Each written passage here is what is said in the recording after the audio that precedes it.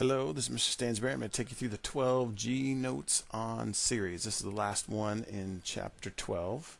After this, you should be able to say that I can find series and sums of series given several terms and vice versa.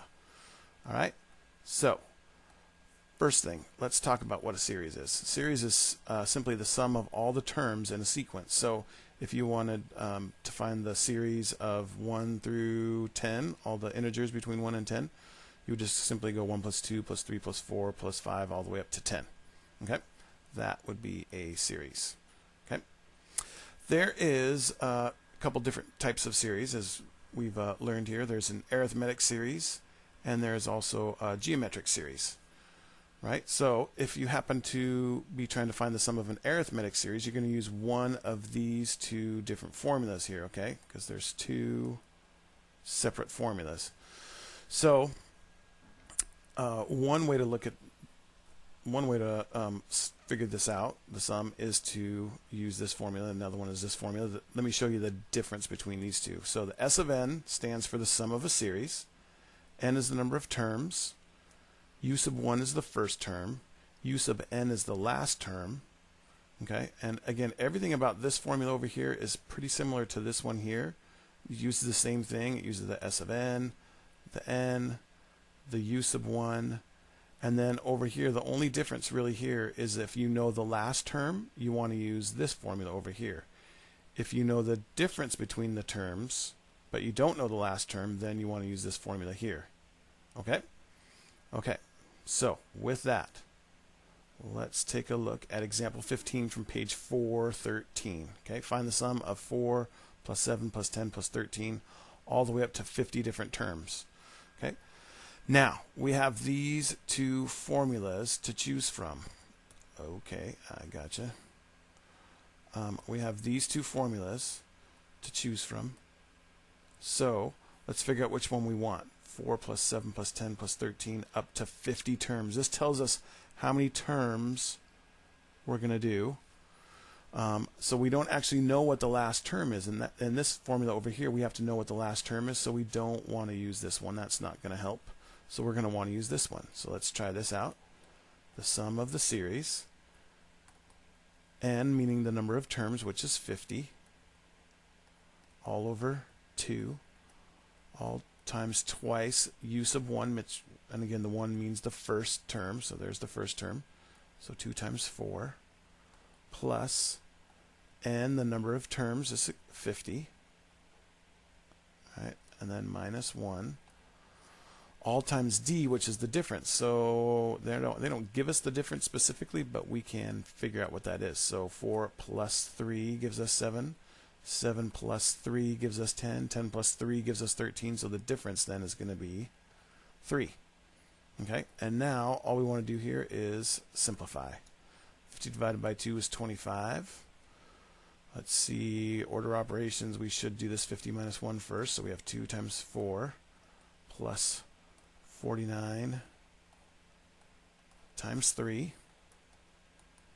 Okay, so now we just have multiplication left in here, so let's do that. Let's leave the 25 alone. 2 times 4 is 8, and then 49 times 3 is 147. All right, and so we are really going to take 25 times 8 plus 147 is 155. So let's use our calculator for that.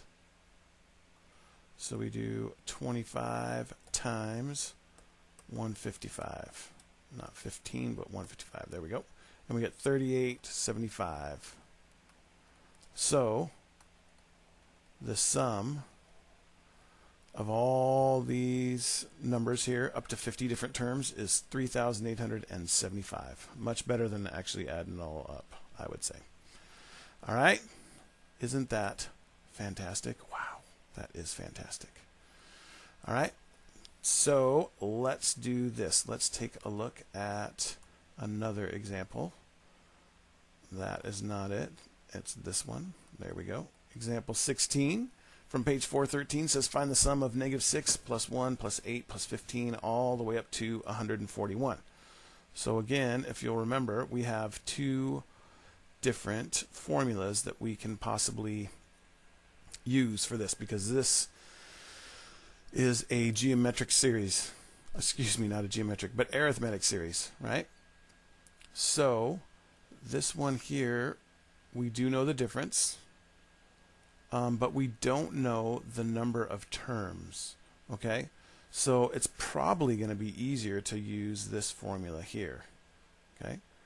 Now when we go through to plug things in, we actually have to know n. We have to calculate what how many terms there are. So what we want to do is we want to use the formula from back in 12C, which gave us this, and it is u sub n equals u sub 1 plus n minus 1 times d. That's the arithmetic sequence formula, right? And this will give us the nth term. That's what u sub n is, and that's the same thing as this n here. So we're going to use this to try to figure out what n is. So basically what we want to do is we want to use this formula here. We want to solve for n. This is the magic thing that we want to get by itself. So let's isolate n. So let's subtract u sub 1 from both sides. So we get u sub n, minus u sub 1 equals n minus 1 times d. So let's see, the next thing I'm going to do is I'm going to divide both sides by d. So now I just have u sub n minus u sub 1 over d, and that's going to equal n minus 1. So then my last step here is just to add 1 to both sides.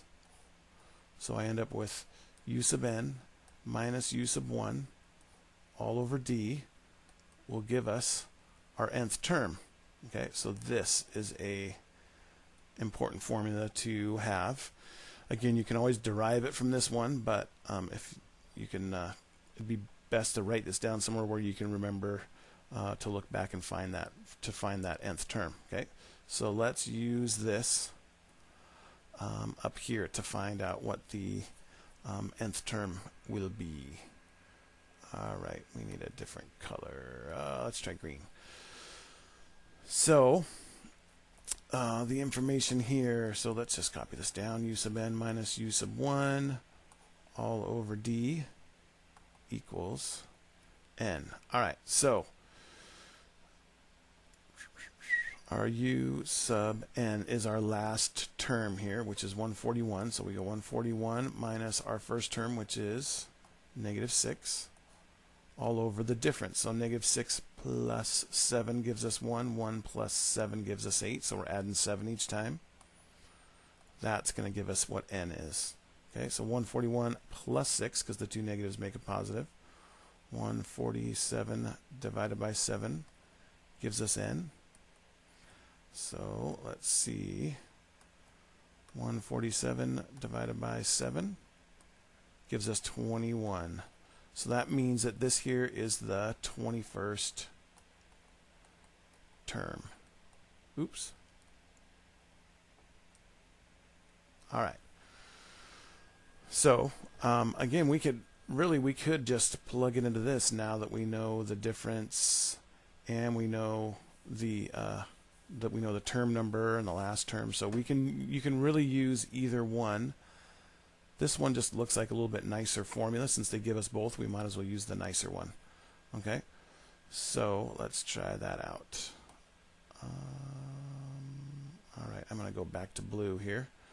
So if we're using this formula over here, we have S of n equals n over 2 times u sub 1 plus u sub n. Okay, now let's plug in what we know, which is everything that we need to know. So we've got 21 over 2.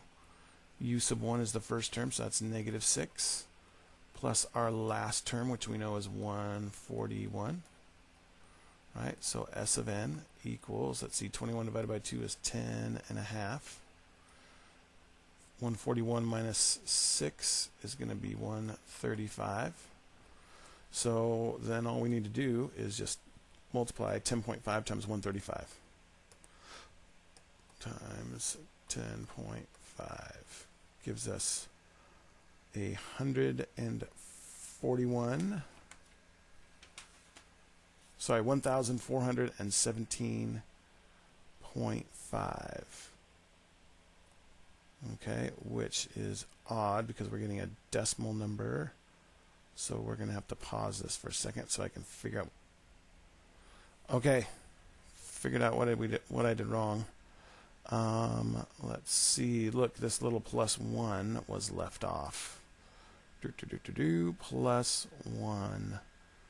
Got to add 1 to this thing here. So this here, there's a +1 there, +1 there, +1 there. So 21 plus 1, n equals 22. So this number up here should have been 22. So this is supposed to be 11. Now we're in business. Okay, so let's do 135 times 11. That gives us 1485. That sounds a bit better. S of n equals 1485. So, sum of all those, yep, 1485, if we add those all up. All right? There's one more example to hit, and we'll do that on the next video. So, come back and join us, will you?